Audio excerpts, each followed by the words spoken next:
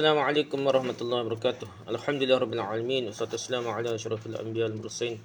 Sayyidina Muhammad wa ala alihi wa sahbihi ajma'in. Rabbi shrah li sadri wa yassir li amri wahlul 'uqdatam min lisani yafqahu qawli. Amma ba'du, kita sambung balik kitab kita ni. Kitab Sabilul Muhtadin karangan Syekh Muhammad Arsyad Al-Banjari.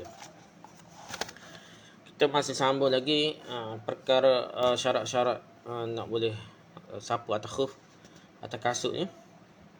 Ya, ada 9 semua sekali. Kita bincang ada 7 perkara.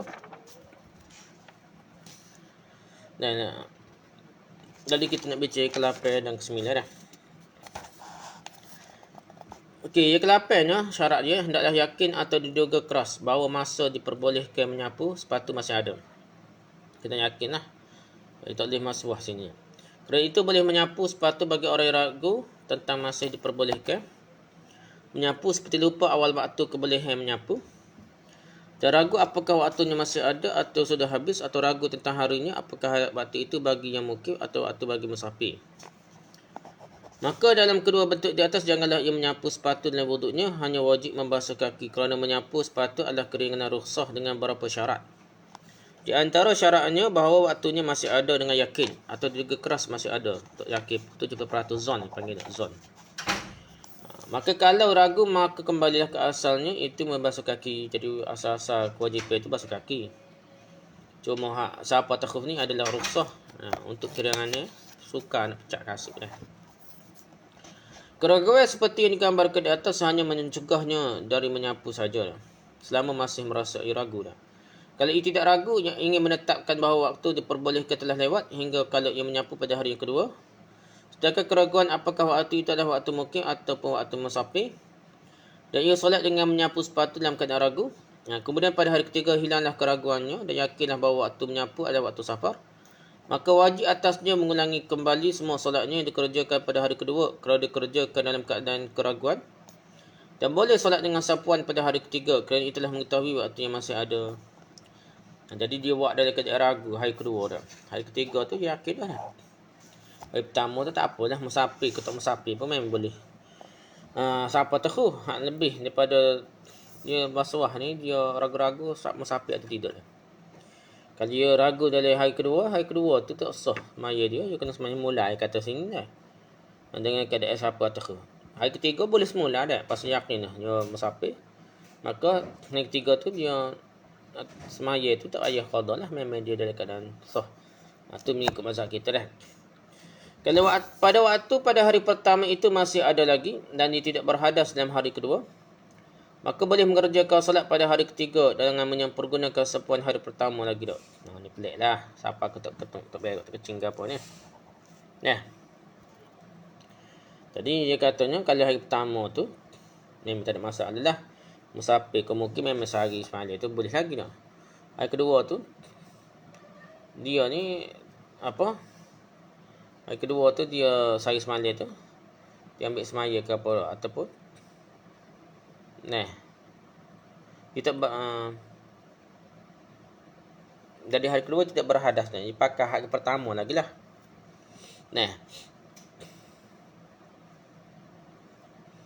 Jika macam hari pertama lagi walaupun hari kedua tu dia masuk hari kedua kan dia tidak berhadas dah. Hari ketiga baru dia berhadas. Ataupun hari ketiga berhadas, dia yakin dah hari ketiga dah, maka dia boleh guna sapuan hari yang pertama lagi dah. Jika ia berhadas pada hari kedua tapi ia menyapu dalam keraguan, wajiblah mengulangi sapuannya sampai hilang keraguannya dah. Selagi tak yakin, selagi tu tak boleh lagi menyapu dah. Dan boleh baginya mengulangi semua solat pada hari kedua dengan sapuan yang jatuh pada hari ketiga dah. Hari ketiga dia qada hari kedua tu kerana dia waswas hari kedua tu. Hari ketiga yakin pun dah. Jadi dia kena qada tu dengan sapuan hari ketiga tu ada masalah. Demikianlah terangkan kitab ni hajah ni detail lah dah. Kita mutakhirin, kita fiqh ni detail sangatlah gitulah. Orang nak faqih nak mengaji jugalah. Tak boleh kata dia nak faqih hanya mengaji hadis saja dah. Dia kena kaji juga pendapat ulama besar dalam fiqh, tak kira mazhab mana pun, barulah dia walaupun tak jelas dalil dia pun kena tahu, sekadar tahu peringkat awal lah. Lepas tu barulah belajar lebih lagi, baru tarjih hak mana dekat dengan dalil dah. Kesembilan dia, syarat kesembilan ni baru dibolehkan sapu atas khuf atau kasut ni. Yang kesembilan, hendaklah jangan terjadi hadas besar dalam masa diperbolehkan menyapu. Kalau ada hadas besar tak jadilah. Kalau junub ataupun nifas, orang yang memakai sepatu pada kasut pada pertengahan waktu, tidaklah boleh menyapu lagi, dan kalau ia ingin menyapu lagi maka hendaklah ia perbaharui memakai kasut seperti dilepaskan kasutnya dulu. Kemudian mandi dari hadas besar, setelah itu barulah memakai sepatu lagi. Kalau junub ke haid ke nifas ke apa, dia kena pecah kasut dia habis dulu, mandi junub habislah, mandi wajib dia habis dulu. Lepas tu bawa kasut lepas tu bawa sapu dah. Kemudian kalau tidak dilepaskannya kasutnya, maka kakinya dibasuh juga dalam sepatu pada saat mandi dah. Maka ia tidak boleh menyapunya dalam waktunya yang masih tertinggal, kerana keadaan janabah itu memutuskan waktu dah. Apabila dia wajib mandi haid ke nifas ke apa, ataupun dia kena janabah dah, keluar mani ke apa dah, dia batal. Jadi dia tak boleh dah. Dia kena automatik terbatal lah waktu dia. Kerana janabah itu memutuskan waktu, maka bila waktu terputus wajib perbaharui memakai kasut tu. Dia kena pecah mandi habis kaki basuh. Lepas tu baru pakai semula. Lepas tu baru nak kira sapu semula lah. Nabi SAW memerintah kepada orang yang junub melepaskan sepatu kasut. Maka hal ini dikiaskan dengan orang yang junub dengan orang yang wajib mandi kerana suatu najis pada tubuhnya. Jadi hak kias ni tubuh dah. Tubuh dia ni benda lain dah. Tubuh yang tidak kena kasut tu tak apalah. Tubuh kait dengan kasut kaki dah. Baru dia kena pecah dah. Maka madailah membasuh kakinya dalam sepatu kerana najis tidak memutuskan waktu berbeza dengan janabah. Membasuh kakinya dalam sepatu no. Maksudnya basuh dengan kasut-kasut sepatu dia ni no. Ataupun masuk air dalam kasut tu. Basuh najis. Lepas tu kira cuci tanpa keluar pecah kasut dia. Gitu kali ya. Siapa yang melepaskan sepatu atau kasutnya, atau salah satu dari kedua kasutnya, atau telah habis waktu menyapunya, atau ragu tentang waktu, atau kelihatan sebagai anggota yang wajib dibasuh. Tadi dah kita syarat-syarat lain lah. Maksudnya terbuka. Dia kena tutup ni. Bagi masak kita ni tak boleh terbuka langsung ni. Cari kau nampak lubang kau, siapa kau nampak kulit tu tak boleh lah. Kerana sepatunya koyak atau kasutnya koyak atau tali sepatunya terputus.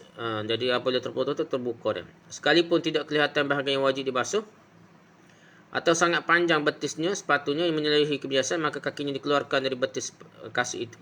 Dan kalau kasut itu biasa saja namun tapak kaki yang wajib disapu, namun nampak kaki yang wajib disapu, maka batallah ketujuh syarat yang diterangkan di atas. Maka wajib mulai waktu yang lain lagi jika ia masih ingin menyapu. Jadi kena pecah mula, pakai semula. Gitulah. Semula lah.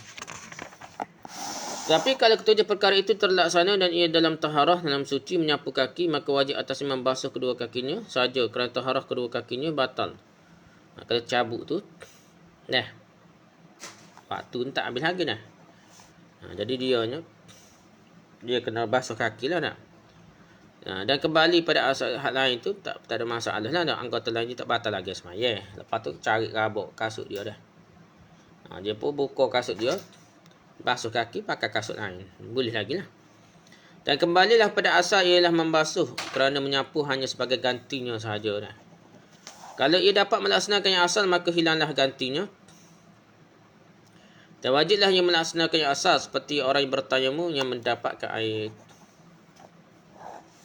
Dikeluarkan dari istilah taharah dengan menyapu ialah taharah dengan membasuh. Seperti mengambil wuduk dengan memakai sepatu. Sudah itu sepatu kasutnya dilepaskannya sebelum berhadas. Atau berhadas sesudah memakai sepatu. Tapi ia mengambil wuduk dengan membasuh kedua tapak kakinya dalam sepatunya, maka tidaklah terpengaruh dengan suatu jawapan. Ni bicara pakai kasut pun basuh dah. Memanglah kalau basuh dengan kasut kaki sampai rata air dah. Bila tak pecah kasut tu kira basuh lah dah. Jadi habislah 9 syarat dah. Payahlah masa kita ni sangat besar syarat-syarat nak pakai sepatu ni nak. Kita bicarakanlah pertama, suci nak pakai kasut tu, suci daripada hadas besar dan kecil pertama. Yang kedua, Jadi jangan napuk bahagian kulit kaki yang wajib dibasuh ni. Pakai kasut yang tutup buku lali dan tutup lah. Jangan napuk kulit. Yang ketiga, sepatu tu suci dah, tak ada najis. Kasut tu tak ada najis dah. Kalau terutama kasut alik dalai lah. Kalau luar tu tak apalah. Kalau najis alik dalai dah. Jadi payah lah, tak boleh pakai lah tu dah. Yang keempat, sepatu kasut tu kuat dah. Untuk berjalan berapa kali kuat. Yang ketiga, yang kelima, tak boleh masuk air. Kasut tu tak boleh masuk air. Maksudnya tebar ke ataupun bahan yang tahan kali air lah, gitu lebih kurang dah. Mengikut masak kita lah dah. Yang keenamnya, masa je sehari semalam bagi mukim, 3 hari 3 malam bagi musafir. Dia kena dah. Yang ketujuhnya,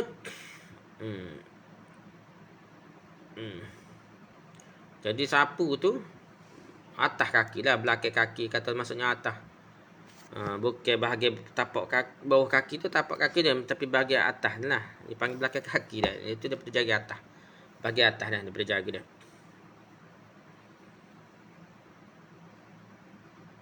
Jadi kuasa itulah atas. Tapi jangan lebih daripada buku lali ke atas lah. Lepas beti tak boleh lah. Yang ketujuh, kelapanya kena yakin ataupun zon. Masih tidak keluar ada waktu je, masih ada masa dia untuk sapu. Yang sembilan ni, jangan ada hadiah besar. Kalau ada hadiah besar, maka automatik terbatal lah. Untuk sapu, dia kena pecah kasut dia, kena mandi wajib lah. Habislah tu nah.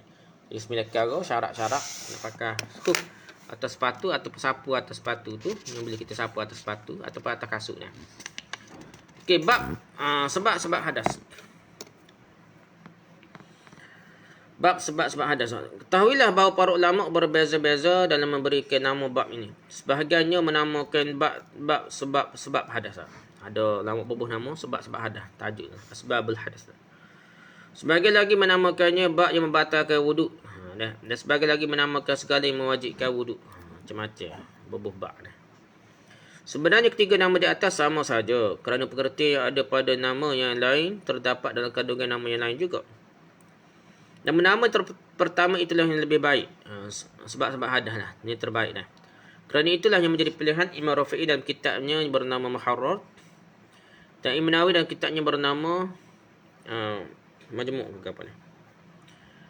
Dengan alasan bahawa nama yang pertama itu terlepas dari berbagai kritikan. Jadi nama asbabul hadas tu lebih kata lebih boleh elok kritikal lah. Hak lain tu boleh dikritik lah. Nah.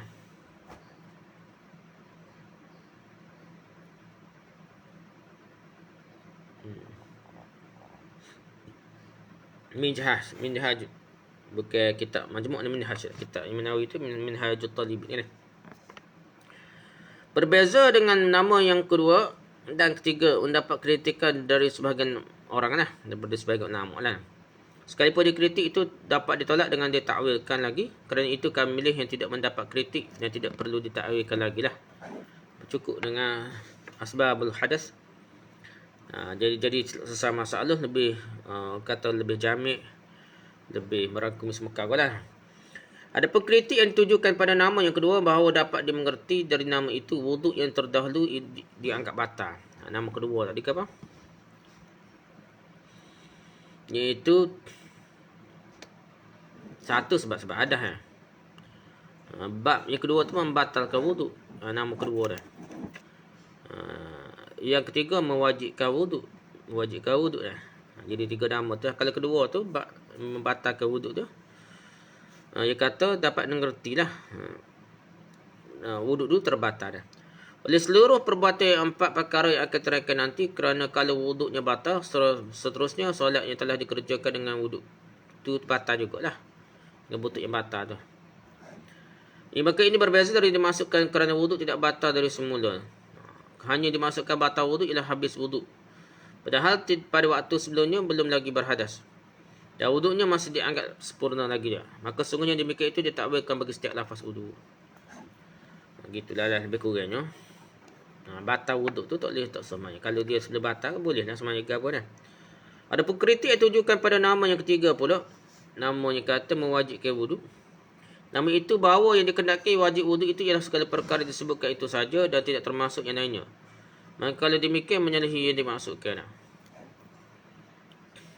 Dan yang dimaksudkan yang mewajibkan wuduk ialah segala perkara yang disebutkan tak itu serta dengan keinginan mendirikan solat. Masalah dia wajib wuduk tu dia kena ada benda yang beriring itu wajib solat kau dah. Tidak tak jadi wajib lah Kerana itu yang mewajibkan fardu terdiri dari dua perkara. Demikian lagi dia mewajibkan mandi seperti akan terangkan nanti dah. Jadi mewajibkan wuduk tu ada sebab tertentu dah. Dua kata kata dah.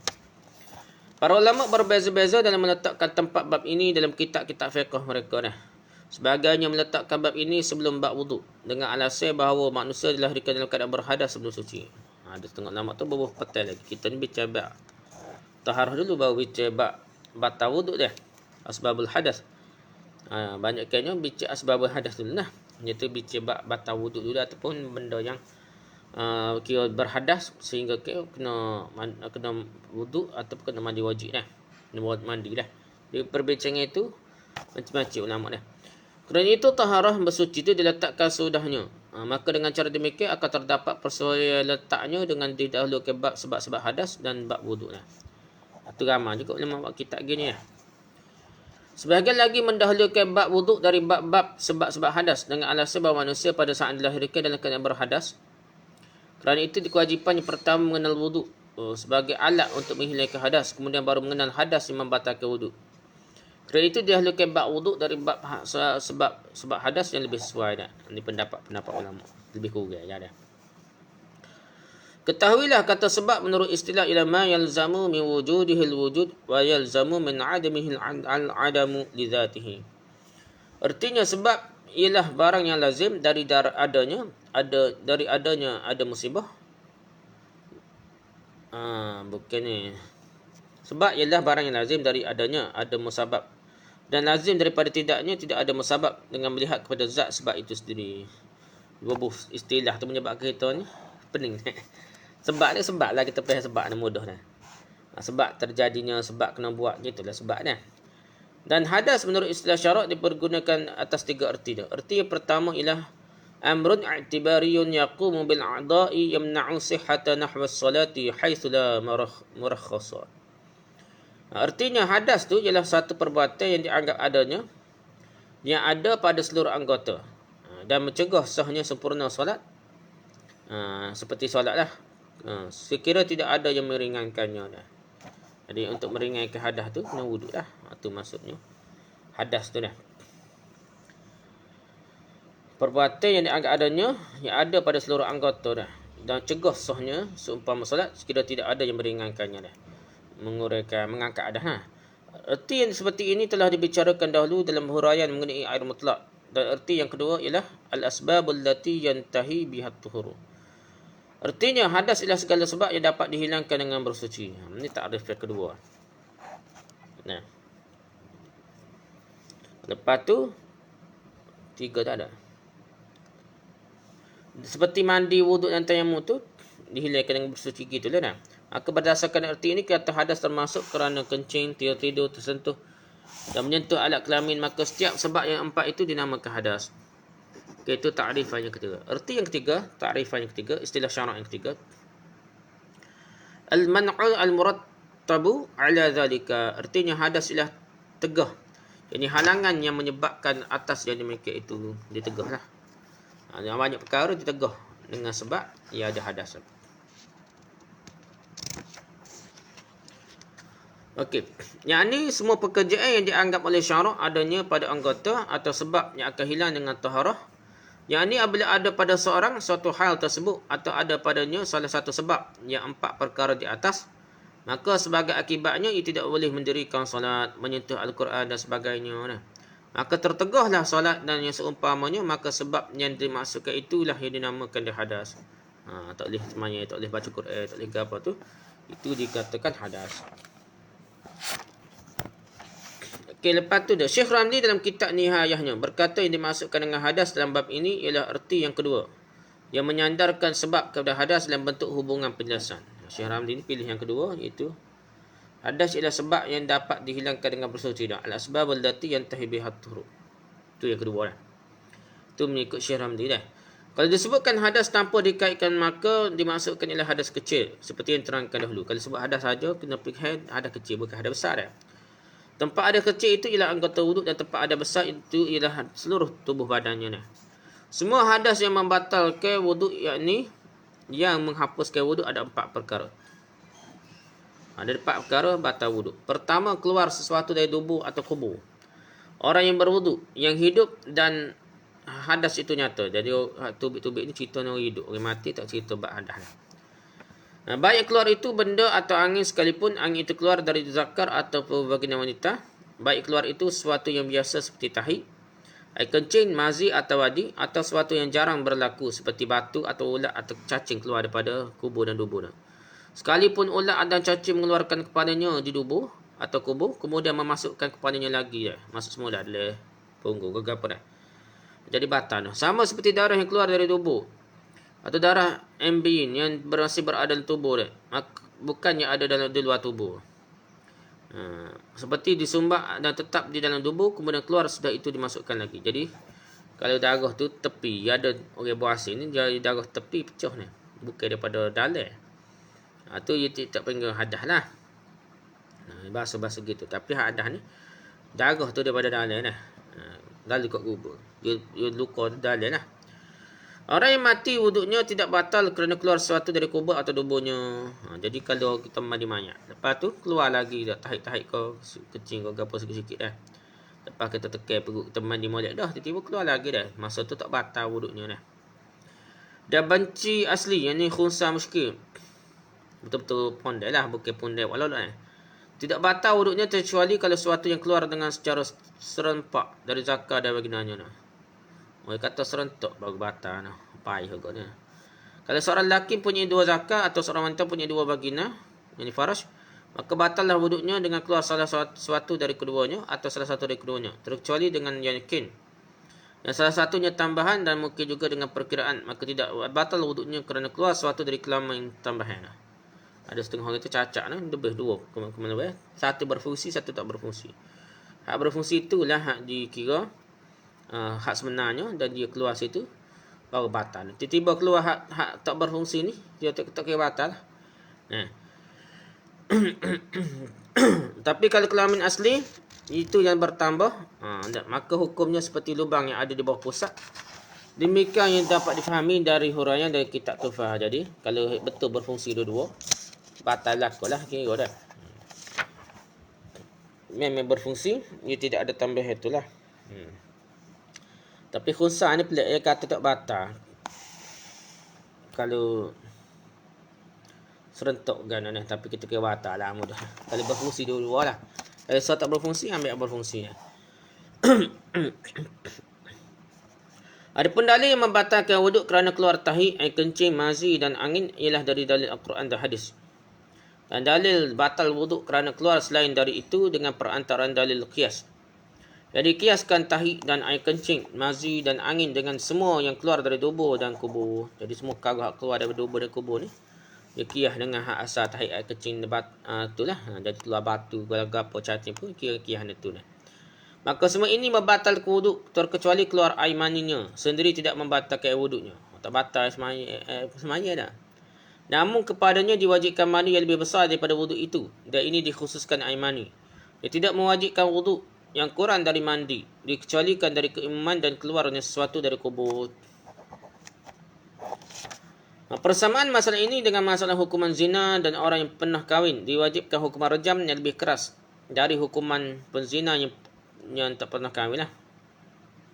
Daripada hukuman dera dengan sifat khususnya, ialah dilakukan orang yang pernah kahwin. Jadi orang kahwin ni, walaupun Quran sebut sekali-kali kotor, tapi kerana ada lagi hukum dia yang lebih kuat, iaitu hukum rejam, maka tak buat hukum rejam pun, tak buat hukum kotor sekali-kali pun tak apa, padan dengan rejam saja. Kepada penzina yang pernah kahwin tidak dilaksanakan hukum dera yang kurang dari hukuman rejam yang dikecualikan dari hukuman zina. Kerana tercantum dalam kaedah yang masyhur yang berbunyi innama aujaba a'zamal amrayni la yujabudunaha. Artinya bahawa barang yang telah diwajibkan yang terlebih besar dari dua perkara tidak diwajibkan lagi yang kurang daripada keduanya. Kalau dua perkara wajib, suatu perkara wajib yang lebih besar, soalan kurang pakai tinggal hak kurang tu dah. Mandi wajib lah. Ambil wuduk ni biasanya wajib untuk ada kecil, tapi ada besar tak pada dah. Jadi apabila tembur dua tu, mandi wajib hak besar dengan ambil wuduk. Tinggal ke hak ambil kewajipan ambil wuduk tu, jadi hak besarnya kewajipan mandi wajib.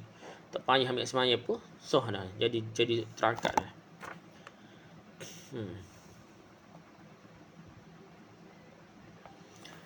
Tidak diwajibkan kepada orang yang haid dan nifas wuduk. Dan diwajibkan pada keduanya mandi sahaja. Kerana haid dan nifas mencegah sahnya wuduk. Kerana itu tidak dapat dihimpunkan antara mandi dan wuduk. Ni pendapat mazhab kita lah. Mazhab yang tu kata boleh lagi dah. Nah, tengah tu baca Quran dengan wuduk kalau dia haid ni. Boleh ambil semayang untuk baca Quran dah. Untuk beringankan hadas.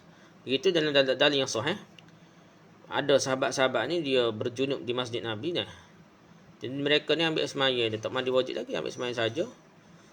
Sementara ketika berada dalam masjid dah. Pas duduk biar masjid tu, mandi ke rohak pula. Jadi nemo kadang-kadang ambil semayang, kadang-kadang tayammum, duduk sementara sebelum mereka mandi wajib. Jadi itu berlaku dah. Berbeza dengan orang yang keluar air mani terus menerus, wuduknya tetap sah. Dan ia dapat menghimpunkan antara wuduk dan mandi dah. Kalau keluar air mani dari dirinya, jadi gitulah kena mandi juga dah. Tapi kalau dia nyakit lah tak berhenti tu bukan air mani biasa, dia kira tak payah wajib mandilah dah. Kalau keluar air mani dari dirinya yang bukan air maninya sendiri, atau keluar dari mani dari dirinya sendiri yang bercampur dengan air mani orang lain, atau keluar air maninya sendiri dimasukkan dalam kubulnya, maka batallah wuduknya. Dalam ketiga bentuk di atas keadaannya tidak diwajibkan mandi tetapi diwajibkan wuduknya. Ini lebih hak dah ngarut dah. Gana kau gana. Kalau tina nak. Tak apalah, tak saya cerita peh lah tu dah. Masa keluar tu dikira daripada dalam kira wajib mandi dah. Ataupun wajib wuduk. Kalau bukan hak dia lah.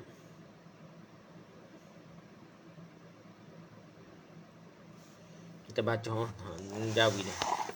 Habis dah rumah kita nak pergi jawi dulu. Lepas tu kalau kita bincang balik, jawi. Tak rumah lah. Okey, kata dah. Dan ada pun jika keluar daripadanya mani yang lain daripada mani dirinya, atau keluar mani dari dirinya yang bercampur dengan mani orang lain, atau keluar mani darinya yang telah dimasukkan akan dia ke dalam kubulnya. Kemudian daripada sudah keluar ia dahulunya, maka batal wuduknya dengan dia. Pada tiga surah itu, kerana bahawasanya tiada mewajibkan ia akan mandi, maka mewajibkan ia akan wuduk saja. Jadi kalau dia bukan keluar mani, ni lah. Maksudnya benda tu masuk tempat lain dah. Jadi dia kira bukanlah kerana kewajipan mandi hak tu, jadi kewajipan wuduk dah. Dan jikalau keluar mazi perempuan kepada tempat yang wajib membasuh dia tak kala mandi jenabah, batallah dengan dia wuduknya. Dan jikalau tiada keluar ia kepada zahir faras sekalipun, dan jikalau keluar basah faras perempuan kepada zahirnya, maka ditilik jika keluar ia daripada batin dengan yakin, iaitu pada tempat yang tiada wajib membasuh dia, nescaya batallah wuduknya. Asal dia tak wajib basuh, maksudnya masuk dalam lah. Dia keluar tu wajib basuh. Dah mazu dah. Maksudnya punca dia sebenar. Air mazu ni daripada mana? Kalau daripada dalam, maka tu dikira wajib mandi dah. Wajib basuh. Wajib itulah wuduk dah. Dan jika tiada keluar ia daripada batin daripada bahagian dalam dengan yakin, maka tiadalah batal wuduknya. Dan jikalau beranak perempuan, padahal adalah anaknya yang keluar itu kurang batallah wuduknya dengan dia. Dan seperti demikian itulah keluar mudghah. Kerana bahawasanya anak atau mudghah itu jadi ia daripada mani dirinya dan mani yang lainnya. Telah terdahulu perkataan bahawasanya keluar mani orang lain itu membatalkan wuduk. Inilah yang diiktimadkan oleh Syekh Ibn Hajar dalam Tuhfah dan Syarah Bafadal. Adapun yang diiktimadkan oleh Syekh Ramli dalam Nihayah, maka bahawasanya tidak batal wuduk perempuan dengan beranak. Apabila ada anak yang keluar itu kurang, hanya wajib atasnya mandi jua. Dan jika jadi anaknya itu daripada mani dirinya dan mani laki-laki sekalipun, kerana sudah berpindah ia kepada haiwan, maka tiada lazim bahawa diberikan akan dia sekalian hukumnya. Bermula setengah daripada segala faedah tiada batal wuduk dengan keluar mani itu dua perkara. Pertama, supaya sah sembahyangnya orang yang mandi dengan tiada mengambil wuduk, dengan tiada khilaf. Jadi tak payah. Tak wajib lah ambil wuduk dah. Kedua perkara, supaya diniatkannya pada wuduknya yang dahulu daripada mandinya itu akan sunat mandi. Kerana jika kita kata dengan batal wuduknya, nescaya diniatkan pada wuduknya itu mengangkat ke hadas. Jadi ambil wuduk dalam masa mandi wajib tu bukanlah apa kata wajib, bukan niat akad hadas, tapi niat sunat dalam mandi dah. Niat sunat dalam mandi kata dah. Kita baca lagi. Okey, kalau mazi perempuan keluar ke tempat yang wajib dibasuh ketika mandi janabah dah, batallah wuduknya dah. Sekalipun tidak keluar dari farasnya. Dan kalau basahnya keluar dari faras perempuan, maka dilihat kalau keluarnya diyakini dari faras, yakni dari tempat yang tidak wajib dibasuh lah, maka batallah wuduknya. Maksudnya daripada dalam lah. Maka batallah wuduknya, tapi kalau keluar tidak dari dalam faras dan diyakini, maka wuduknya tidak batal. Keluar ke tepi ke bega ke mana, dia bukan daripada dalam, maka tak batal wuduknya. Payah nak cek mana, nak cek endo tu kali dah. Kalau seorang perempuan yang melahirkan dan bayi yang dilahirkan itu kering, batallah wuduknya dah. Dan seperti itu juga berlaku kalau keluar gumpalan daging budrah. Kerana anak dan gumpalan daging adalah berasal dari air mani dirinya sendiri dan air mani orang lain. Dan dalam huraian terdahulu, kalau air mani orang lain membatalkan wudu. Inilah yang dikuatkan oleh Syekh Ibn Hajar dalam kitab Tuhfatul Muhtaj dan Syarah Bafadal. Namun diperkuatkan oleh Syekh Ramli dalam kitab Nihajah ialah tidak membatalkan wudu perempuan yang melahirkan. Apabila anak dilahirkan itu kering kontang, hanya baginya wajib mandi saja. Mandi wiladah kata dah. Sekalipun anak tadi berasal dari air maninya sendiri dan air mani orang lain, kerana sudah berubah menjadi tubuh manusia yang tentunya hukumnya tidak sama lagi dengan hukum air mani yang asal. Itu detail sangatlah yang pentingnya. Kena mandi juga mana pun dah. Mana pun dan beranak kena mandi dah. Sebagian hikmah tidak batal wuduk kerana keluar air mani ada dua perkara. Pertama, agar sah solat orang mandi tanpa mengambil wuduk lagi. Dalam hal ini tidak ada perbezaan pendapat di kalangan para ulama. Tak ada khilaf, ijma' dah. Kalau kita mandi wajib ni tak ambil asmaya pun kira akak dah, ada besar ada kecil semua terakak. Okey, keduanya supaya diniatkan dalam wuduknya yang terdahulu dari mandi itu sunat juga, sunat akan sunat mandi dah. Kerana kalau kita katakan batal wuduknya, nescaya diniatkan pada wuduknya mengangkat ada. Jadi kalau kita mandi wajib tu, kalau kita ambil asmaya ni sunat kan, kita ambil asmaya sebelum mandi tu tinggal kaki saja, itu adalah sunat wuduk, bukannya akad hadas ni. Bukan bicara akad hadas. Pasal mandi wajib tu terus akad hadas. Dan matlamat wuduk tu bukanlah untuk akad hadas, tapi untuk perkara sunat dalam mandi. Itulah yang kata Syekh ni kata lah. Okey, seterusnya.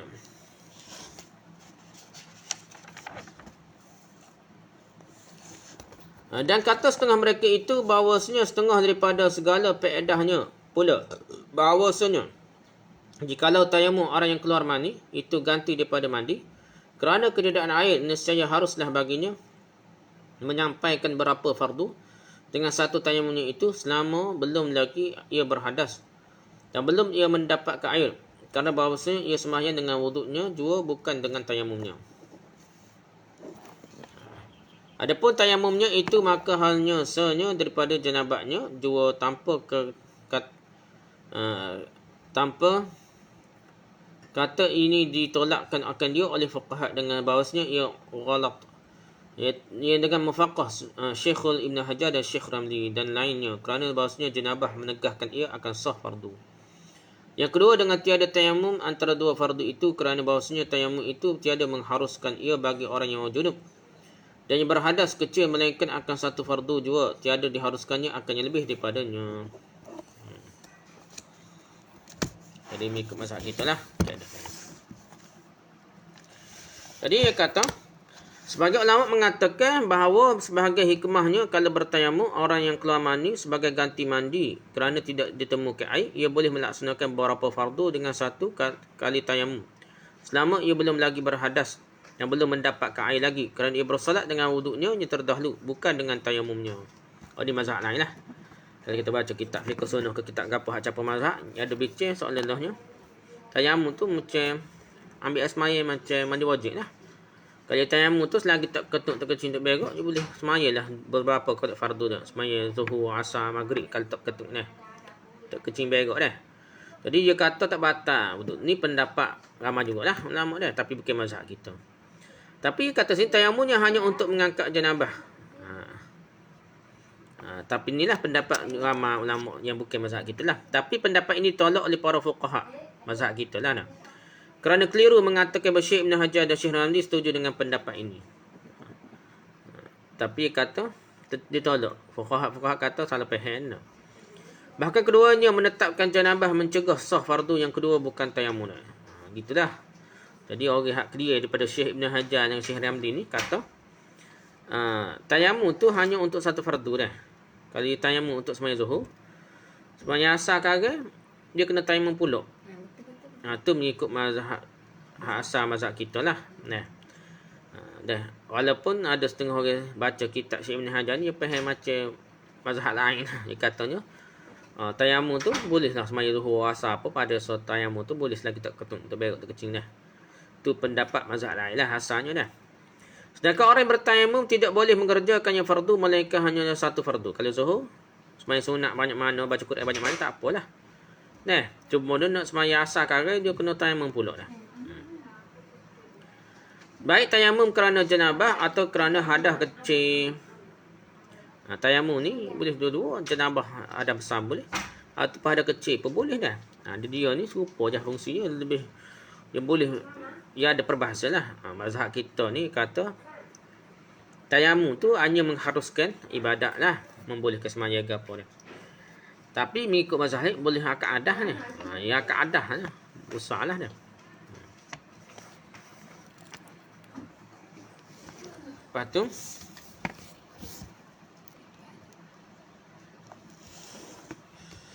syahadan, jikalau keluar tahi atau kencing atau barang sesuatu yang lainnya daripada lubang yang terbuka di bawah pusat, maka tilik jika ada kuburnya dan duburnya itu tertutup sekira-kira tiada ada yang keluar daripadanya, suatu jua pun nescaya batallah wuduknya dengan dia, kerana tiada bagi manusia daripada makhraj tempat keluar yang keluar hadasnya daripadanya, maka didirikan lubang yang terbuka itu pada tempat makhraj tempat keluar yang asli.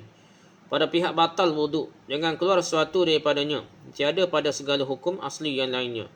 Dan jika tiada ada kuburnya dan duburnya itu tertutup, maka tiada batal wuduknya, kerana tiada darurat bahawa keluar sesuatu daripadanya serta terbuka makhraj yang aslinya.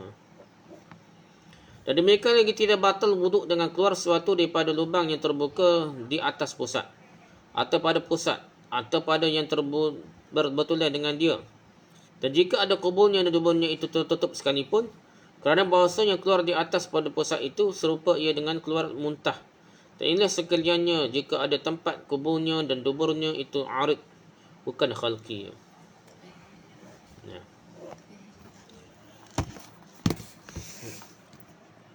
Jadi kalau keluar tahi, air kecil atau sesuatu dari yang lain dari lubang yang terbuka di bawah pusat ni, bawah pusat ni dekat lah, kira dekat dengan kubur dan dubur lah. Maka dilihat jika ada kubur dan dubur yang tertutup, sekiranya tidak dapat keluar sesuatu dari keduanya, tiba-tiba tutup dah. Kubur dan dubur tutup, maka jadi hak bawah pusat tu ada lubang apa-apa, hak bawah pusat tu dikira ganti kubur dan dubur lah. Dia tubik kau tu, tak tubik dah kau. Mungkin sekak kau putus organ tu, tak lalu kau tu tubik kau jalan lain ni. Dia orang sakit, maka benda tu telah ganti fungsi kubur dan dubur, maka batallah wuduknya. Kerana setiap orang harus ada tempat keluar hadas lah. Kalau tak ada manusia tak berok tak kecil ni, tak tubik bahaya-bahaya buang ni, mesti buai juga dah. Kalau tak boleh keluar ke jalan asal ni, kubur dan duburnya asal, dia akan tubik ke jalan lain ni. Tubik ke jalan lain tu kalau bawah pusat, maka dia dikira kubur dan ganti kubur dan dubur, maka batallah wuduk dia nah. Kalau orang tubik air kecil sama pakai pek tu, dia kira macam salah bau lah, dia dimaafkan kerana dia tak boleh nak kontrol dah. Jadi dia boleh semaya dalam keadaan terpaksa lah dah, katakan hak tu dia panggil dimaafkan. Kalau dedah tu gitu jugalah. Dia kena, tapi gitulah, dia kena basuh-basuh, kena tutup, dia kena kira lah kena tisu ke apa, tutup macam pampers lah kalau tina tu dah. lejatan dia, dia kena ikat lah tisu ke sikit lebih kurang dah. Lepas tu dia kena boleh lah semaya gitulah lah. Tapi kena buat segera lah. Tak boleh lepas ikat tu kena ambil semaya lalu, kena semaya dah. Kena ambil semaya seumur lah setiap waktu dah. Okey, lalu dibuat lubang untuk tempat keluar hadas, maka dapat dikatakan batal wuduk. Jadi lubang lain lah selain daripada kubur dan dubur tu, dikira macam kubur dan dubur lah.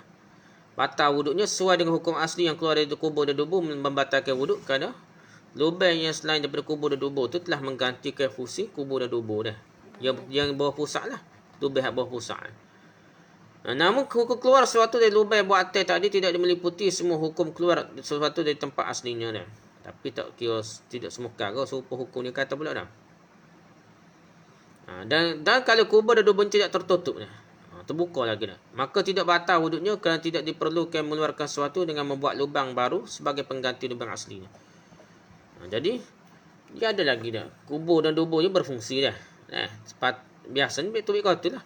Tiba-tiba tubik kau jalan lain, sakit ke apa dah, terbokeh ke apa dah, ataupun aksiden ke apa, tubik kau jalan lain, maka dia kira dia kira bukan tu lah, dia kira tak batal lah wuduk dia, sakit lah. Tapi kira bukanlah macam ganti fungsi kubur dan dubur lagi dah. Jadi dia kena berubah tu macam sekarang lah. Maksudnya kena, dia tidak dikira orang yang kira kata tak batal lah sekali keluar sesuatu daripada bawah pusat lubang yang lain daripada kubur dan dubur, yang mana kubur dan dubur dia masih berfungsi dah. Demikian juga tidak batal wuduk dengan keluar sesuatu dari lubang yang dibuat di atas pusat ataupun pada pusat atau yang berbetulan dengan pusat dah. Sekalipun kubur dan dubur ini tertutup, kerana yang dikeluarkan dari atas pusat itu sama saja dengan muntah. Jadi tak panggil berok kecing lah. Dia ada keluar juga atas pada pusat atau pada pusat. Kan?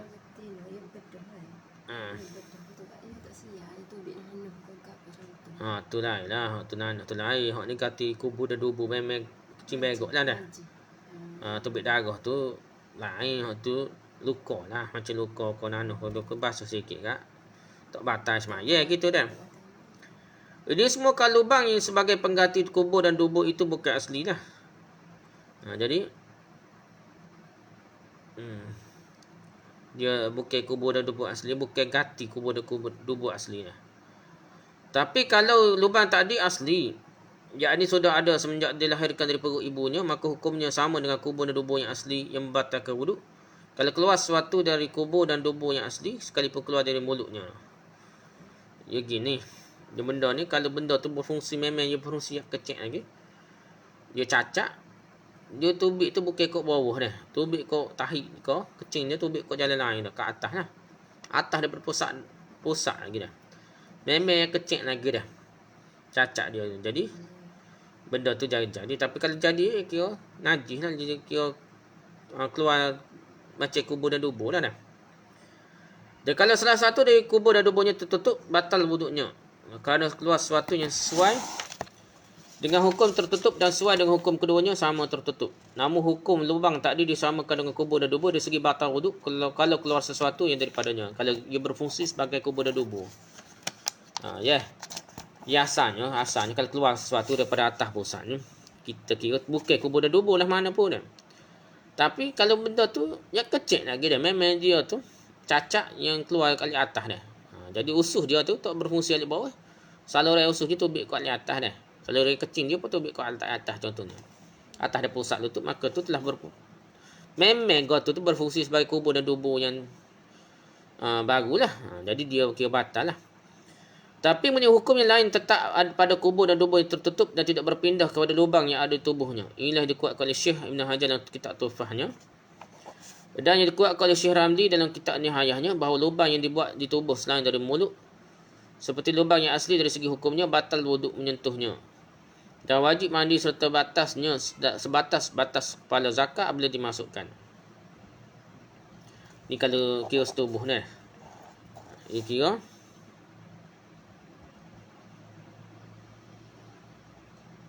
kalau tukarlah ni kubur dan dubur tukar tempat lain, dia kena kira tempat lain je lah ni. Tempat asal tertutup, kira tempat baru pula lah dah. Tempat baru tu dikira kubur dan dubur baru lah. Kalau benda cacat berlaku dia, benda jarang berlaku dia. Wallahu alam, setakat tu saja. Subhanakallah bihamdika, subhanakallah bihamdika, subhanakallah bihamdika, la ilaha illa anta, astaghfiruka wa atubu ilaik. Assalamualaikum warahmatullahi wabarakatuh. Waalaikumsalam warahmatullahi wabarakatuh.